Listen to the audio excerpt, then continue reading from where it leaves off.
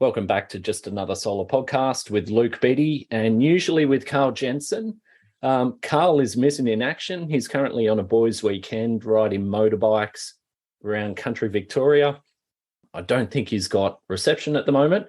So our guest is a little bit constrained for time. So we thought we'd just jump in. And the other bit of news is that we've now ticked over 12 months, 1 year of doing the podcast, which started as Karl and myself just pressing record on Zoom calls when we're having a beer on a Friday afternoon. And since then, we've had some of the best people in the industry, the smartest, most interesting, and we're going to continue in that today. Now, before we do jump into it, I just want to give a bit of a plug for SolarQuip. Glenn Morris is doing a battery standards training course on the 19th to 20th of October. Now, his training is better than his rap battles, I can assure you.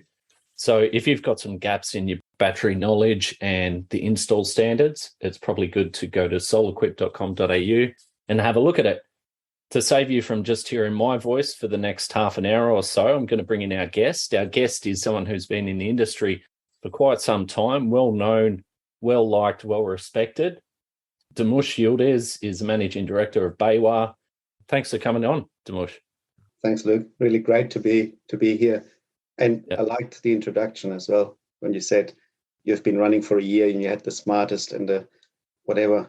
It seems we get a bit of leeway in the second year. Yeah. We're getting now. We're dropping it now to my standard. Can't find anyone else. Let's get to Mush on. That's right. We'll get to Mush, and then the week after that, we've got a Storman from a regional solar company. I've been dealing with you for years and not always so closely, but when we have, it's always been good interaction. I actually don't know how you got into the industry and what sort of history you had. So do you want to give us a brief outline of how that happened? Yeah, I can do that. Look, goes back quite some time. It was in 1996. I finished uni and I was with the Greens back in Germany, and I used to organize presentations for them, and I invited a solar guy back in 96, and he was in hot water systems, and he said, oh look, once you're finished, because I knew I was going to Australia for a couple of months, and he said, oh, when you're back, just come and I'll give you a job. And I thought, oh great. I came back, believe it or not, he would not answer my calls. I was like, bloody hell, you said you would give me a job. And then one day, after weeks of calling him, I just drove to his office, knocked on the door and said, you said you want to give me a job. And I think he felt really bad. I said, oh, yeah, I did. Yeah, just come in. Just you can start if you want to today. So that's how it started. And what did that business look like at the time? The industry was very different back then. Oh, yeah, it was like a one-man band, and he was basically designing solar hot water systems. And when we say design, what do you design a hot water system? You just have a look how much water consumption someone has and decide then how many collectors you put on the roof. And the systems are not thermosiphon principle systems in Germany, so they are pump systems, so split systems. So that was maybe tricky, but Peter was an engineer himself. It was quite a clever cookie, but it was just him and me. You sell the system, design it, and then you go and install it on these bloody German roofs to put up hot water systems without a crane. That was a bit of a task. Because they're quite steep roofs and the collectors are really heavy, right? They are. I mean, what is each collector? Between 40 and 50 kilograms. It's right. It's quite hard. And then the tanks, these cylindrical tanks to carry them into the German cellars, which was also a bit of a task. But yeah, I did that for 2.5, 3 years, and then joined another solar company in Germany. And you said you were coming to Australia for 2 months. Yeah, I was here in 96, so that was before. So I finished uni. I met him before I finished, and then I came to Australia for 5 months, and then I went back and I started there and stayed in Germany still for another. So I came to Australia to do. I volunteered for a disability organisation in Perth, but I lived my life in Germany. So yeah, and then in 2000 we decided to move to Australia. So and then I got into the Australian solar industry in 2001. We came end of 2000, and I found a job by coincidence with solar sales. I'm not sure if that if you recall. Oh, not for me. No. Yeah, that was 2001. Solar Sales was one of the bigger players. And they were selling PV yeah, systems. They were. John Hall, he's a big name in the industry back then. Was a great guy. He was even making solar panels in Perth. He had a little manufacturing plant, and I still have two of his old solar panels. So he used to buy cells from Arco Solar, and had some people soldering the cells together and laminating it. And they were like 36 watt solar panels. Yeah. And the company used to be called Solar Cells Australia, like cell in, like Q-cell. Yeah. It was, I don't know how many years he did that for. That was before my time. I'm guessing, they judge module manufacturing capacity now in hundreds of megawatts or typically gigawatts. I'm guessing that you weren't hitting those sort of numbers back then. No. That was all before my time. No, when I started with John, we were selling Photowatt. Oh, look, I can tell you names. Photowatt, I don't know where they went. It was a French-Canadian company. We're selling an Indian product called Photon. And then we got on to Astropower, GE, and then SunPower. That was probably then the one which, was the steadiest for a while. Some would argue they still are. Yeah, correct. Still there. And then how did you go from there into starting your business? I remember you had Solar Matrix. Yeah, was that I did. Yeah. Look, Solar Sales was then, that was what the company was. So Solar Sales was manufacturing, but as I said, that was before my time. And then his company, what's called Solar Sales, was sold to EMC. I then decided, look, didn't work out. I think a couple of things happened. I thought, probably time to leave for me. And I then started Solar Matrix because I had the connections to a lot of the German manufacturers, and I gave it a go. And Dave joined me, Dave Feeney. Yeah, it was okay. I think that was in 2007 we did that. And 2016 always sounds funny, when I got bored.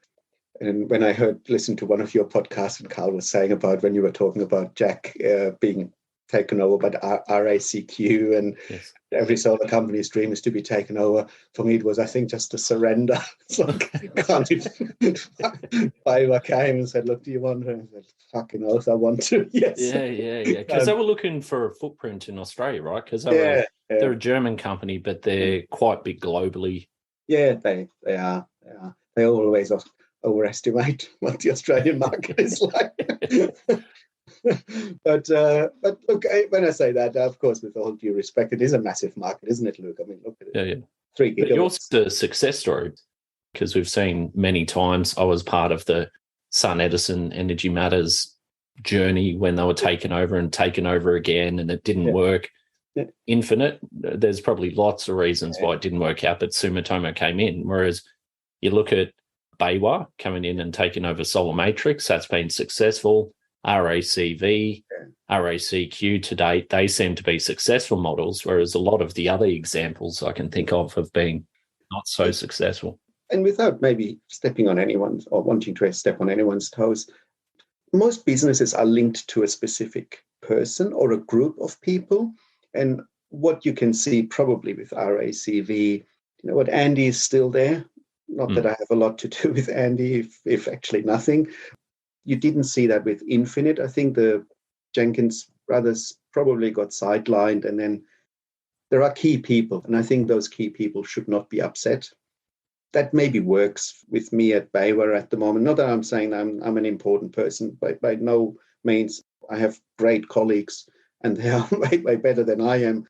But it's still, I think, is a group of people, and maybe sometimes a few people hold this whole thing together, this fabric, the character of a company. And if, let's say, be that a German or an Australian or a Japanese conglomerate comes and thinks they can send someone from another country and replicate or continue the success, it's not that simple, Luke.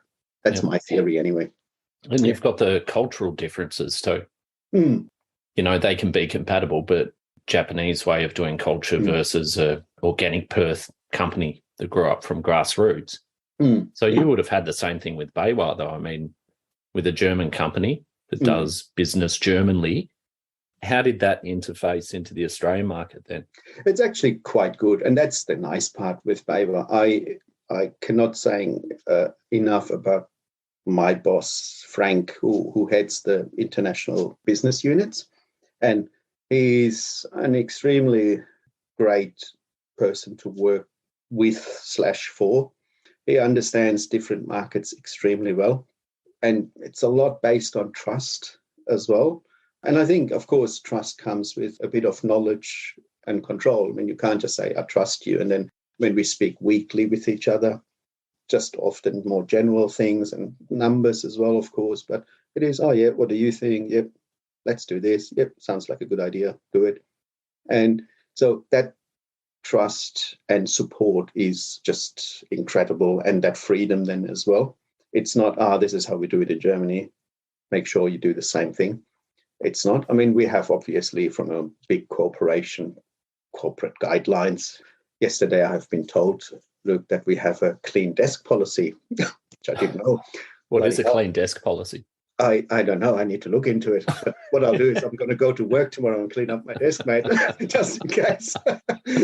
No, it is. But no, besides of that, look, business is awesome. Baywa is, I have to say, great to work for.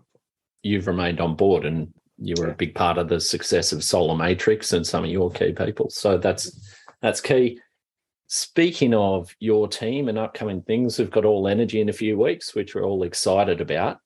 We were talking about this before I clicked record too. You were talking about how 2 days is too short for a conference like that. Yeah. You want to hear my comment about that? I'll hear it again and for the sake of everyone else. Look, I think so. I think it started off probably with being enough 2 days. And it goes back for a couple of years when the industry wasn't as big as it is now.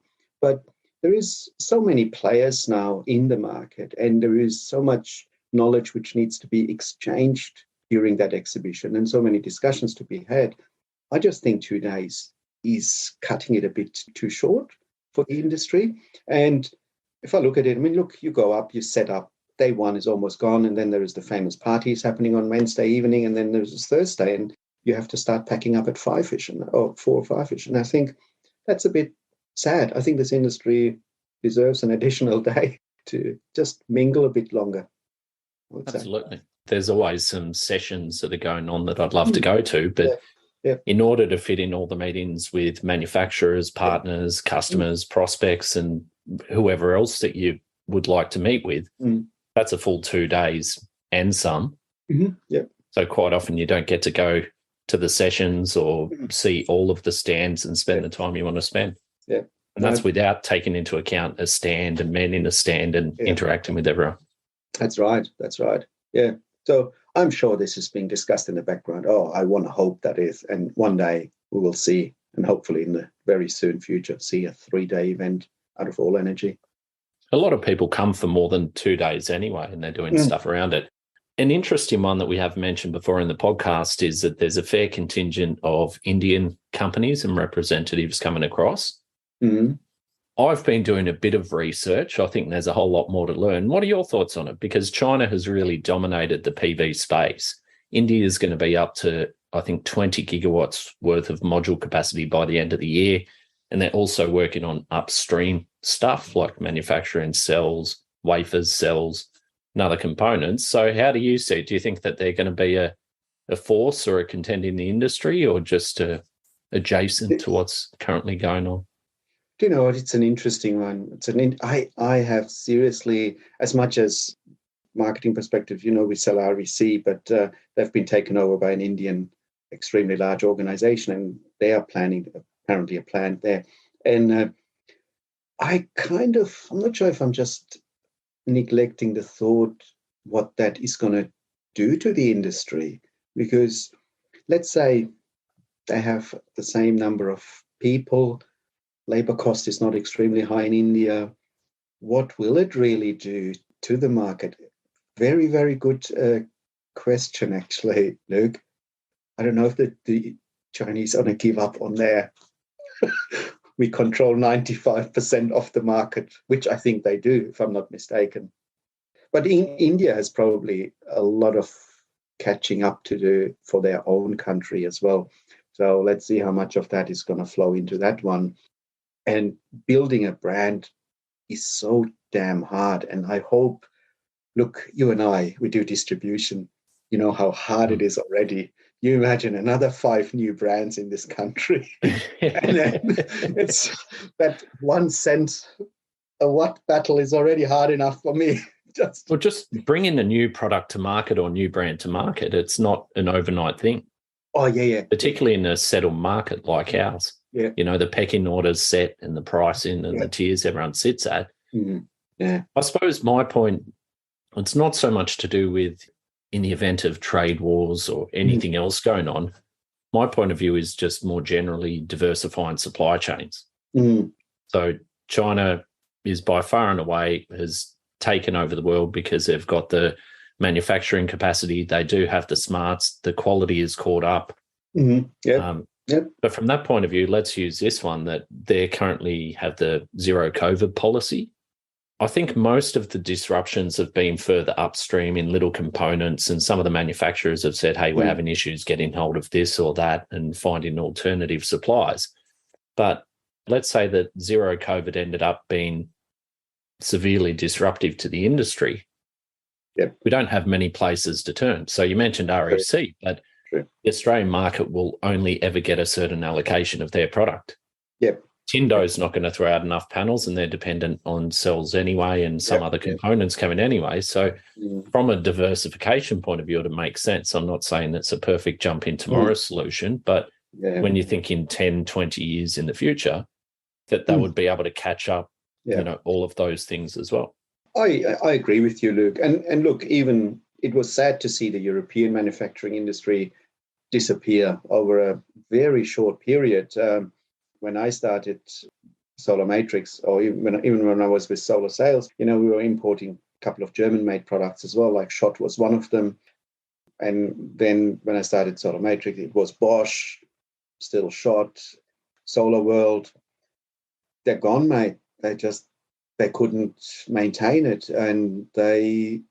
But now you look what happened with the war in Ukraine. I mean, you're talking about supply chain. There's also now this insecurity about electricity or energy. Now the Germans probably wish they would have not let all these companies go and just leave it to the good old market capitalism. And it would have been helpful for local industries to still be there and then to help the local market, because you are dependent now, and that dependency is risky.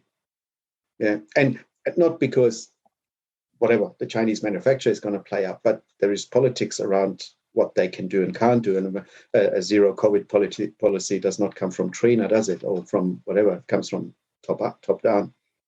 You know, it's sad. So seeing India to step into that as probably, is probably going to change a couple of things. And even manufacturing coming back in Europe is changing things. Yeah. At a much higher cost, of course, which does not necessarily trickle down to Australia, because we do have a different mentality, I think, when it comes to price. But yeah, exactly. I mean, if you're paying European dollars for a system, there's a bit of room to pay more for the modules, whereas the Australian system of fractions of margin on at each part of the supply chain, very different altogether. And also module manufacturing is moving right throughout Southeast Asia, and it's growing in Malaysia and Philippines and those sort of places as much as it is in China. Yeah. So where do you see the opportunities coming up then? We've done straightforward PV on the roof for a long time. We often talk about batteries, EVs. Is there anything we're missing there? Where's the real opportunities coming up? Everything but solar, mate. Panels, I should say. I think all the things you just mentioned, probably.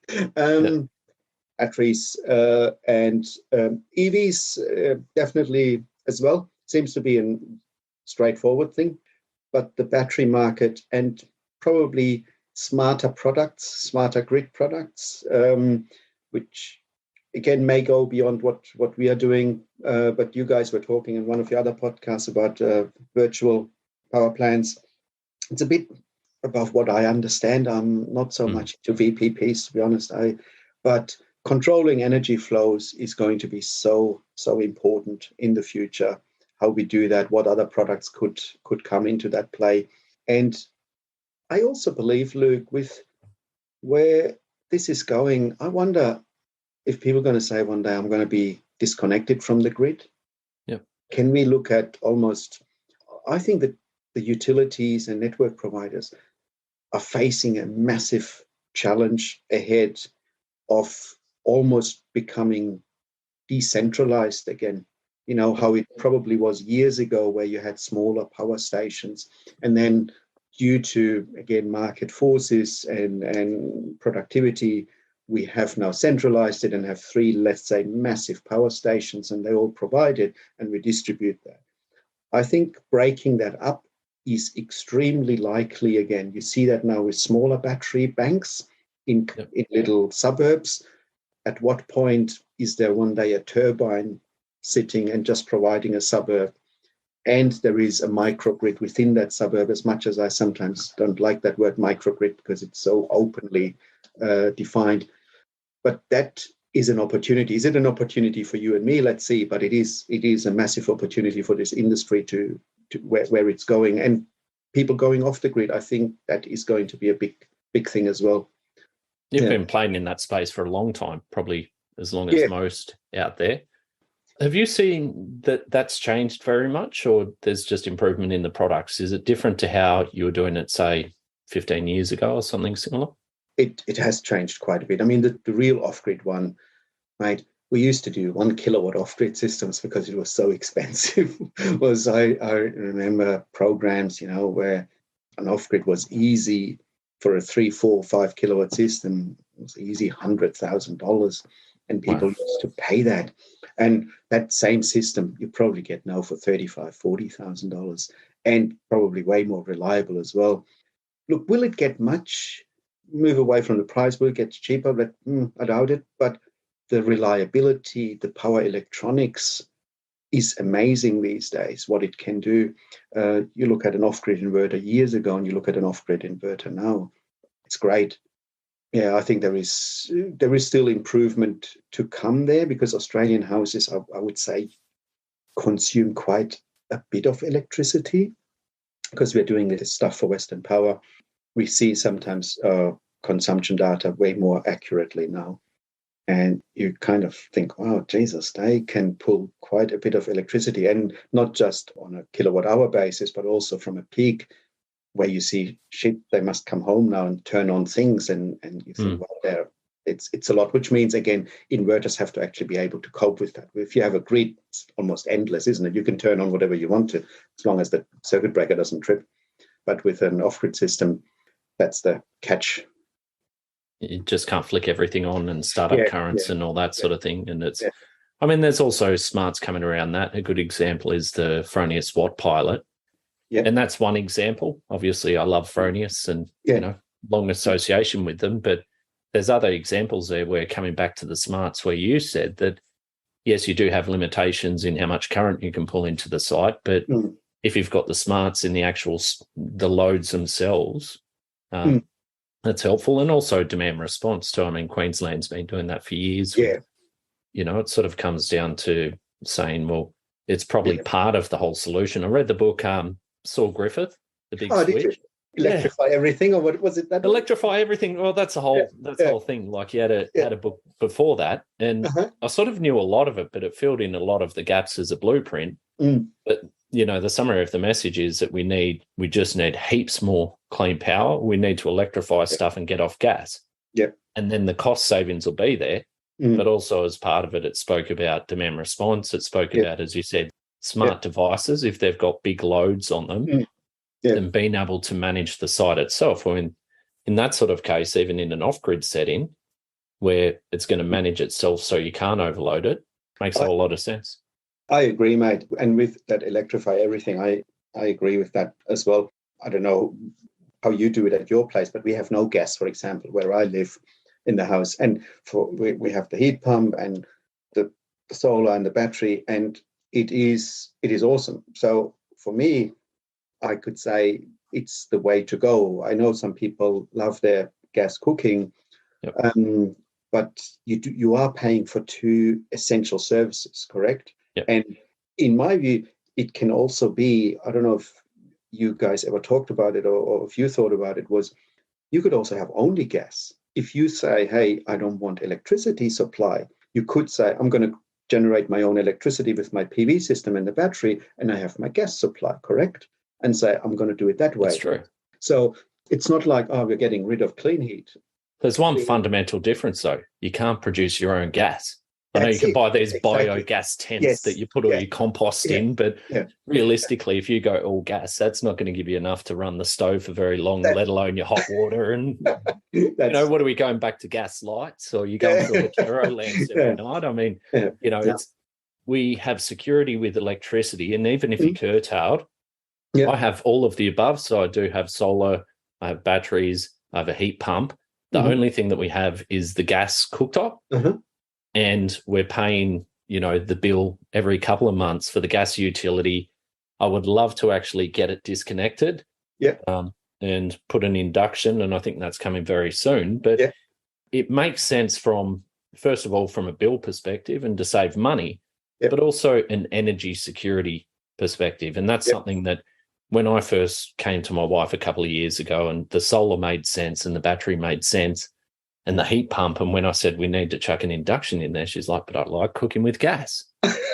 Now, really, the service charge is about $40 a quarter or something like that, plus, a handful of change to run the actual cooktop. But it's also the principle. Like you said, you can go all electric. If there's an issue with the gas mains, if there's an issue with the grid, I can tell you that, with 10 kilowatt hours and 9.5 kilowatts of PV on the roof, we're reasonably self-sufficient as long as you don't run a big aircon and the pool pump. We're perpetually self-sufficient, with an exception in Perth with the best weather of maybe a few weeks in winter. I think it's a good feeling. It is, isn't it, mate? It's the same for us. We have a 7 kilowatt and a 13.8 kilowatt hour battery bank, and it does feel really nice to see the bill. And by the way, I think in my view, Luke, I don't think we appreciate electricity cost as much as we should. I personally believe electricity is actually quite cheap, to be honest with you. And I might get myself into trouble here, but I think 30 cents is, Australians are blessed with cheap electricity. We always say, oh, we are one of the highest, and there is no benchmark. What's the benchmark, mate? It's not. Compare it to European electricity prices where you're at 50, 60, 70 cents.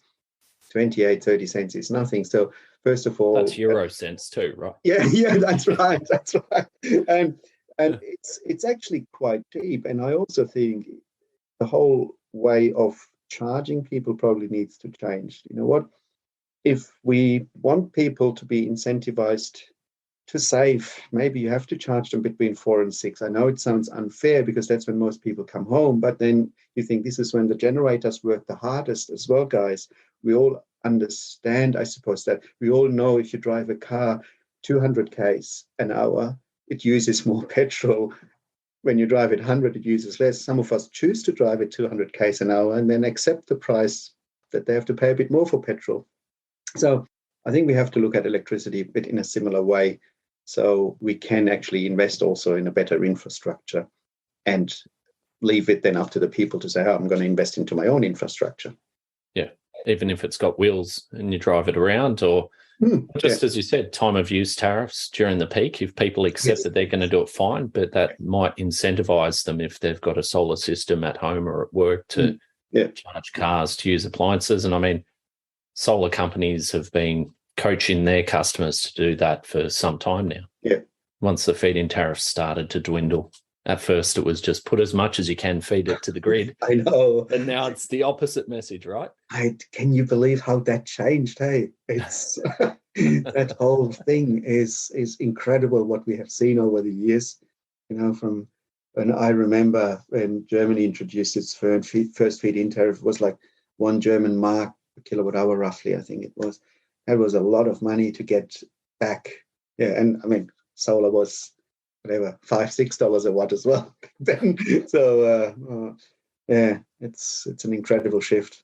And coming to what you said about the electricity, that's cheap, but relatively the solar systems in Australia are super cheap compared to Europe and the US and anywhere else you want to buy it. Yeah. It really is. I think we almost undervalue what we are doing. In all honesty, I think.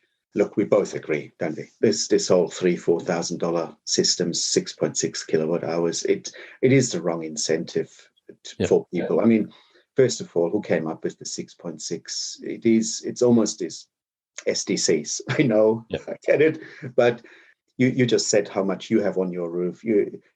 I think it should be what you need to look after your infrastructure or house or whatever you want to call it, and not because I can maximize SDCs. I think that's the wrong path of selling and designing a solar system and incentivizing it. So it's a bit sad. And then the price, of course, it's quite bad as well. Well, let's face it, that won't be an issue in 8 years' time. There won't be STCs, and let's really in 4 or 5 years' time, the offset of STCs won't be that great. We need to look at ourselves and say, well, how are we going to build, sustainable business models with margin to not just make it to 2030, but to keep going, You're going to be, you told me just before how old you are, mate. We're going to be 50. We're going to be celebrating that we can combine the party. And exactly. I'm going to be more than 60 when that happens.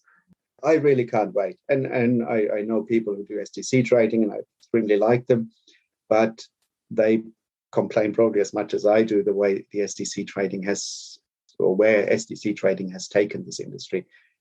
It has supported it, and I wish they would have adapted it a bit to the development of the industry.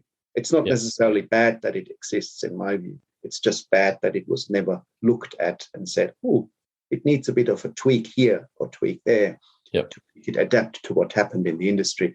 And I am still puzzled why that is not happening, to be honest with you, Luke, why we're just letting this bloody thing go on and cause so much trouble. I think it was even Karl's not on the call yet. I still haven't seen a call from him. So I'm guessing he's riding a dirt bike somewhere around the hills or something. But he was saying, I think it was 5 years ago, that STCs aren't a good thing. It would be great if they were abolished tomorrow. The industry would dip, but then we build a sustainable ongoing business. But coming back to it, though, without the STCs and all of the schemes that the governments brought in, arguably we wouldn't have got the same uptake of rooftop solar, which is leading the world. So it served it there, but I agree with you. The legislation was set in stone. They had no idea what the uptake would be and the impact on the grid. They didn't model what it would look like in 2022 with the saturation that we currently have. And the issues that may happen, or people certainly saying it may be the case, but everyone's saying, no, it won't be the case. So they put that legislation in stone. The thing is, if it came up for debate again or for change in it, can you imagine every time energy comes up in government, it's a poison chalice for whoever's involved in it? Mate, it's such a sensitive topic, isn't it? Whatever, it's like, I often think, Jesus, can we just talk about car parking fees in the city? That's sometimes you pay $8 an hour. It's like, that's expensive too. I mean, it's electricity, mate. Why should it not be rewarded? And I don't want to protect any electricity company, but look, they offer a service, and if the service costs that much, it's what it is. And if you think, as a politician, you can say, I'm going to bring the electricity price down by $150 a year. I'm like, what an absurd number sometimes they come up with what they want to do. And I'm thinking, mate, most of the utilities are owned by you guys anyway. So it is a really hot topic in the society, in politics. I wish we would look at it more from what service are we getting from what we're paying for, and also, are they ready for what is to come? You guys have covered EVs in one of your podcasts. That's going to cause a massive disruption as well to this industry and to the electricity providers. I am sure they must look at this and think, damn, I hope the electric vehicle uptake does not take off as quickly as maybe some people hope it will, because it will collapse, mate. certainly in Perth, I don't think we can cope with. Well, it's a perfect storm, isn't it? So there's going to be a real sweet spot with the uptake of EVs, assuming that there's smart EVs and people are charging them smartly. Yeah. If that's incentivized and time of use tariffs, there's going to be a sweet spot where we're taking the peak of the solar generation, which is a problem on the grid at the moment. It's going into vehicles and everything else, but then it's going to become the issue where the requirements of energy on the grid is going to increase proportional to the EVs coming in. And at the same time, the coal plant operators like Loy Yang's now going to close early, and they're all closed. Hazelwood closed early. Yeah. All these old coal plants are going, it's not a viable business for us to continue to 2045. So they're going to be closing down. Yeah. I think the Pandora's box is already open. Yeah. So that, it's the death knell of the fossil fuel generators. There's always going to be some sort of legacy of them, but you can't even get a coal plant financed anymore. Yeah. Banks won't finance it, can't get it insured.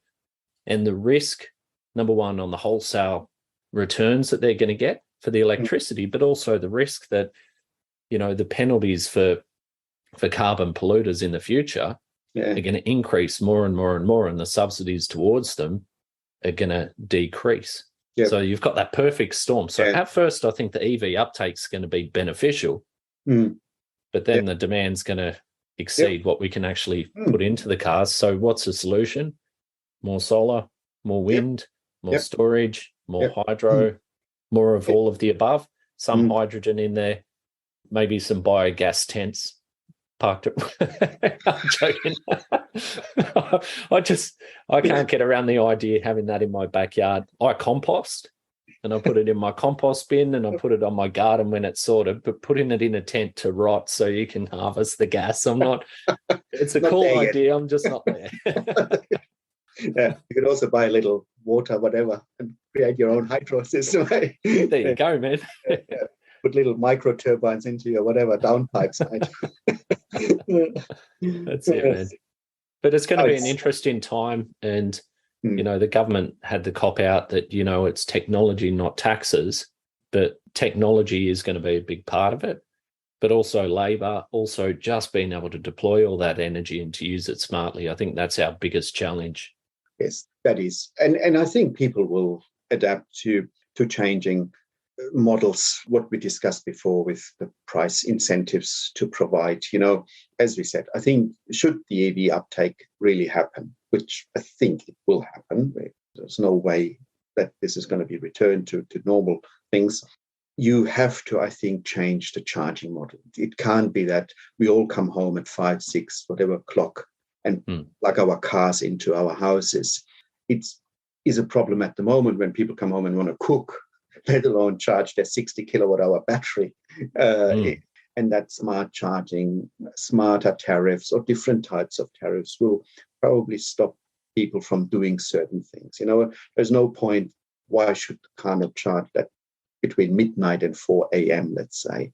Why does it need to charge between 6 and whatever?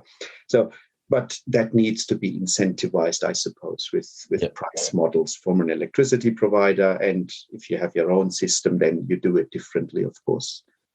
But for that, again, technology is required. And what you said with the Watt pilot is right. I think those things look quite simple, but they will get much, much more smarter, much smarter than probably what we see at the moment. And that's what I find exciting at the moment, when solar panel inverter and then plug it in. Those days are almost gone, aren't they? Yep.